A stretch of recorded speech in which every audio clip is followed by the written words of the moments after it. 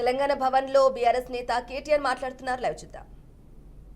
రాజకీయ నాయకులు కనీసం ఆనాడు మేలుకోకముందే మేలుకొని విద్యార్థులు ఉద్యోగ సంఘాల నాయకులు పోరాటానికి శ్రీకారం చుట్టి అల్టిమేట్గా కేసీఆర్ గారి నాయకత్వంలో అమరుల త్యాగాల ఫలితంగా ప్రజల ఆశీర్వాదంతో సాధించిన తెలంగాణ రాష్ట్రాన్ని అవమానించే విధంగా ఈ రాష్ట్ర భవిష్యత్తుకు ఒక శాపం పెట్టే విధంగా నిన్న ముఖ్యమంత్రి రేవంత్ రెడ్డి మాట్లాడిన దారుణమైన మాటలు ఏవైతున్నాయో అని చూసిన తర్వాత ఆరోగ్యం బాగాలేకపోయినా ఇంకోటి బాగాలేకపోయినా ఏదేమైనా సరే ఖచ్చితంగా నువ్వు పోవాల్సిందే, మాట్లాడాల్సిందే. పార్టీ తరఫున పార్టీగా మనం చెప్పాలి, మన వాదన పార్టీగా మనం చెప్పాలి తెలంగాణ ప్రజలకు కొన్ని వాస్తవాలు అని మా అధ్యక్షులు తెలంగాణ తొలి ముఖ్యమంత్రి కేసీఆర్ గారి ఆదేశం మేరకు ఇవాళ మనందరం ఇక్కడ కూర్చునున్నాం.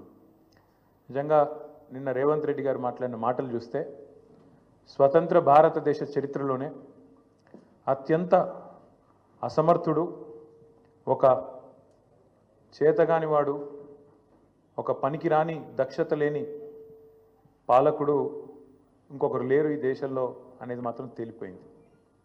అట్లాగే ఇంకోటి కూడా తేలిపోయింది.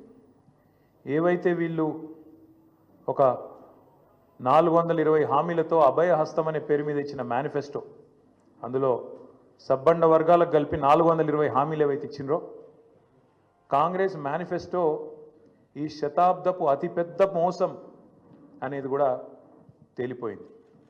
అట్లాగే కేసీఆర్ గారు చిలుకకు చెప్పినట్టు చెప్పిండ్రు తెలంగాణ సమాజానికి. ఢిల్లీ పార్టీలను నమ్మితే 60 ఏళ్ళు గోసపడ్డం, మళ్ళా మోసపోతే ఢిల్లీ పార్టీల చేతుల్లా మళ్ళా గోసపడతాం, మళ్ళా ఆగమవుతాం అని చిలుకకు చెప్పినట్టు 100 సభలు మాట్లాడితే ప్రతి సభలో తెలంగాణ సమాజానికి ఒక అన్నగా, ఒక సోదరుడిగా, ఒక తండ్రిగా వారు చెప్పడం జరిగింది. ఆనాడు ఎన్నికల నాడు కేసీఆర్ గారు చెప్పిన ప్రతి మాట ఢిల్లీ పార్టీలను నమ్మితే ఆగమైతే తెలంగాణ అని చెప్పిన మాట అక్షర సత్యం అని చెప్పి ఇవాళ రుజువు అయింది. ముఖ్యమంత్రి గారు మాట్లాడుతూ నన్ను ఎవరు నమ్ముతలేరు, అప్పు ఉడతలేదు, ఢిల్లీకి వెళ్తే దొంగను చూసినట్టు చూస్తుండ్రు, అపాయింట్మెంట్ కోసం పోతే చెప్పులు ఎత్తుకపోతాడేమో అని భయపడుతున్నారు. నాకు తెలిసైతే నాకు దగ్గర 48-49 ఏళ్ళు ఉన్నాయి. నేను కూడా రాజకీయాలను ఒక 35 ఏళ్ళకి వెళ్ళి చిన్నప్పటి నుంచి పేపర్లు చదివే అలవాటు ఉంది, టీవీ చూసే అలవాటు ఉంది, రాజకీయ కుటుంబంలో పుట్టినా కాబట్టి దగ్గర నేను కూడా ఒక 10-15 మంది ముఖ్యమంత్రులు వాళ్ళ నడవడిక, వాళ్ళ మాట తీరువని చూసినాను. నాకు పక్కన చాలామంది విశేషమైన అనుభవం కలిగిన వాళ్ళు ఉన్నారు. కానీ బహుశా ఇంత దివాలా కోరు మాటలు మాత్రం బహుశా ఈ దేశ చరిత్రలనే ఏ రాజకీయ నాయకుడు కూడా మాట్లాడలేదు. ముఖ్యమంత్రి కాదు, ఏ రాజకీయ నాయకుడు కూడా మాట్లాడలేదు.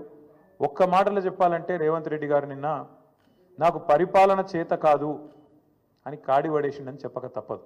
చాలా స్పష్టంగా కాడి వారేసి నాతో కాదు అని చేతులు ఎత్తేసిండు. ఇక అయిపోయింది, నాతో కాదని నిన్న స్పష్టంగా చెప్పిండు. కానీ వారితో పాటు ఈ రాష్ట్ర ప్రజలకు కొన్ని వాస్తవాలు చెప్పాలి కాబట్టి మా బాధ్యత కాబట్టి చెప్పాలనుకుంటా ఉన్నాం. ఎక్కడ పోయినా దొంగలాగా చూస్తున్నారో అంటున్నాడు ముఖ్యమంత్రి. మరి దొంగలెక్క కాకపోతే ఎట్లా చూస్తారు? దొంగలెక్కనే చూస్తారు. నోట్ల కట్టలతో దొరికిపోయిన దొంగను ఖచ్చితంగా దొంగనే అంటారు, దొంగనే చూస్తారు. ఒక విశ్వసనీయత లేని ఓటుకు నోటు దొంగను కాంగ్రెస్ అనే ఒక ఎర్రి పార్టీ గుడ్డిగా నమ్మి సీఎం చేసింది. కానీ ఖచ్చితంగా దేశంలో మిగతా వాళ్ళు మాత్రం నమ్ముతలేరు. మోసగాళ్లను దొంగలే అంటారు ముఖ్యమంత్రి గారు. ఖచ్చితంగా అది ఈరోజు కాదు, చివరి రోజు దాకా కూడా నీ పరిస్థితి అదే ఉంటుంది, యాద పెట్టుకొని చెప్తున్నా. తప్పు చేసింది దొంగ చేతికి తాళాలు ఇచ్చి కాంగ్రెస్ పార్టీ, రాహుల్ గాంధీ గారు. ఈరోజు మే 6, 2025 నేను మీ అందరు గుర్తు చేస్తున్నా, సరిగ్గా 3 సంవత్సరాల కిందట ఇదే రోజు మే 6, 2022 నాడు రాహుల్ గాంధీ గారు వరంగల్కి వచ్చినారు. రైతు డిక్లరేషన్ అనే పేరిట ఆ రోజు రాహుల్ గాంధీ గారు చెప్పిన మాటలు 2 లక్షల రుణమాఫీ చేస్తామని, అట్లాగే రైతు భరోసా 15,000కు పెంచుతామని, అట్లాగే కౌలు రైతులకు రైతు బంధు ఇస్తామని, అట్లాగే రైతు కూలీలకు న్యాయం చేస్తామని వ్యవసాయ డిక్లరేషన్లో చెప్పి 3 సంవత్సరాలు దాటింది రాహుల్ గాంధీ గారు. అందుకే నేను అంటున్నా, తప్పు చేసింది రాహుల్ గాంధీ, తప్పు చేసింది ఏఐసిసి. దొంగ చేతికి తాళం ఇచ్చి ఇవాళ తెలంగాణ చేతికి చిప్పవచ్చే పరిస్థితి చేసింది ఖచ్చితంగా ఆల్ ఇండియా కాంగ్రెస్ కమిటీ ముఖ్యంగా దానికి బాధ్యుడు లీడర్ ఆఫ్ ఆపోజిషన్గా ఉన్న రాహుల్ గాంధీ గారు అని చెప్పి నేను చెప్తా ఉన్నాను.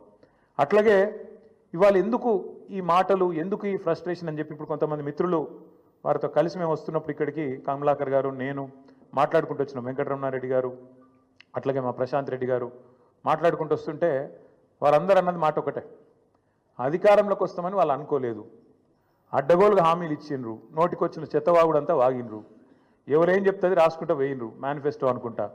ఇవాళ ఏం చేయాలనో తెలుస్తలేదు, వచ్చినాక మొత్తం నాశనం చేసిండ్రు.